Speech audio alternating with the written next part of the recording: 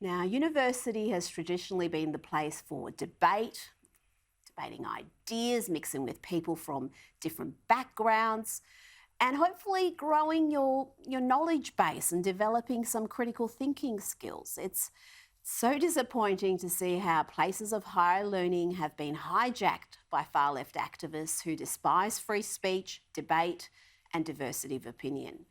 Anything challenging their worldview is deemed harmful and worthy of being cancelled. In the United States, campuses are now being taken over by proponents of communism, critical race theory, and people who believe there are 72, 82, 92 genders. I can barely keep up. It's not a surprise to see Australian universities going the same way. And sadly, we've got another example tonight. Students and academics at the University of Melbourne are now railing against the opening of the on-campus Robert Menzies Institute, backed by funding by the federal government. The crime it's committed? Well, the new think tank will offer research into Australian liberal democracy. Crazy idea, that one. Rather than wait to see what the Institute has to offer and debate its members, there has been an open letter signed by 350 students and academics who want to see the place shut down.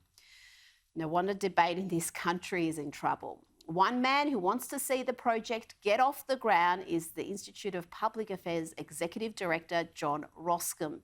And he joins me now. John, thank you for your time this evening. Why are these students and academics threatened by a think tank into liberal democracy? Rita, before I talk about that, let me just say thank you for your wonderful introduction today about what is happening to Australia, what is happening to our politicians, and the test of proportionality that we must all understand so that we can live our lives. And I think it's important to acknowledge that first. But now in Australia, we are facing exactly what you identified, attempts to shut down freedom of speech, narrow opinion, not introduce students to new ideas, and exactly as you said, Rita, this very important, worthwhile initiative that students at the University of Melbourne should be welcoming with open arms, a library at the Robert Menzies Institute, hosted by the University of Melbourne, recognising Australia's second greatest Prime Minister after John Howard, has been attacked by a couple of hundred students. And what we are seeing is, frankly, the cancer that is affecting our schools, our university, and full credit for, at the moment, the University of Melbourne resisting this. The Institute is run by Georgina Downer. There is no one better in Australia to run such an important institution and organisation. And instead, we have some students attempting to shut down debate, as so many students and sadly so many academics are doing in our universities right now. Now, one of the criticisms of the project is concerns about academic and intellectual freedom. I find that a rather strange concern. Isn't their efforts to shut this place down precisely killing off academic and intellectual freedom? Aren't they defeating themselves with their arguments? Rita, exactly. Before it's even started, exactly as you said, there were no such protests. When the Whitlam Institute was set up. There are 4 or 5 such libraries in universities around Australia. This has got nothing to do with the defence of academic integrity. This has got everything to do with the fact that occasionally universities will host non-left, non-CRT, not identity politics ideas and conversations. That's what this is about. It is about recognising and researching Robert Menzies, Australia's longest-serving Prime Minister. Robert Menzies is not in the national curriculum. Our Prime Ministers are not in the national curriculum. Australians are not learning their political history. And as I mentioned, students should be welcoming this at the University of Melbourne, not shutting down debate. And University of Melbourne is one of our great universities. It's right up there with our very finest higher learning institutions. So for this to be happening there is particularly depressing. But they can't even tolerate other leftist points of view, John. The university has had issues recently with a female academic, a feminist who is passionate about women's rights and protecting women's only spaces, and trans activists have decided that that's not sufficiently inclusive of the trans community. So they've tried to get her sacked and sign petitions against her. So it is a very different world within that university campus. What sort of people are we churning out of universities when they're never really exposed to the real world, to different viewpoints? We're turning out, potentially, Rita, people who don't want to debate, people who don't want to have an argument, people who don't want to acknowledge the other side of a discussion.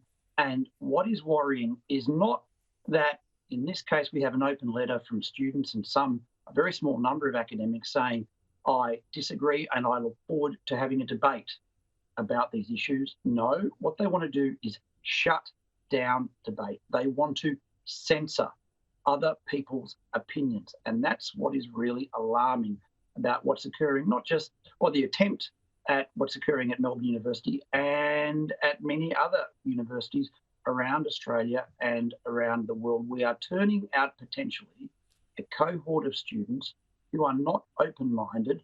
And the consequence of this is that, as exactly we're seeing right now in relation to the pandemic, they will not be challenging what people say. They will not be researching their own information and coming to their own conclusions.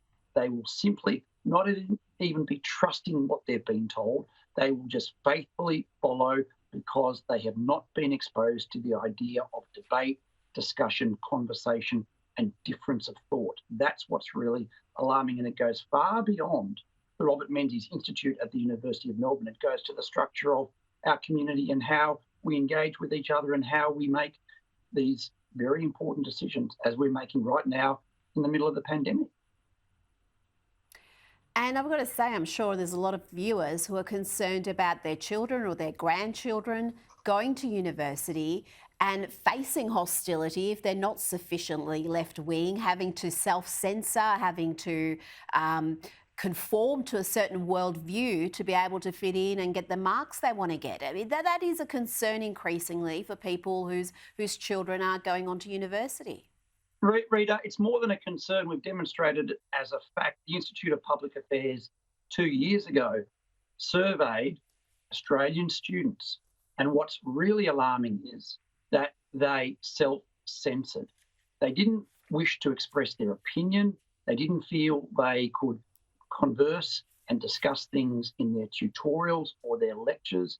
They felt other students were judging them. And what's interesting in relation to what's happening at Melbourne University, it is students attempting to control the thoughts of other students. It's left-wing students doing so. And it's bad enough when students have to censor themselves for the essays they write and the assignments they hand in to agree with the political views of their lecturers and their professors.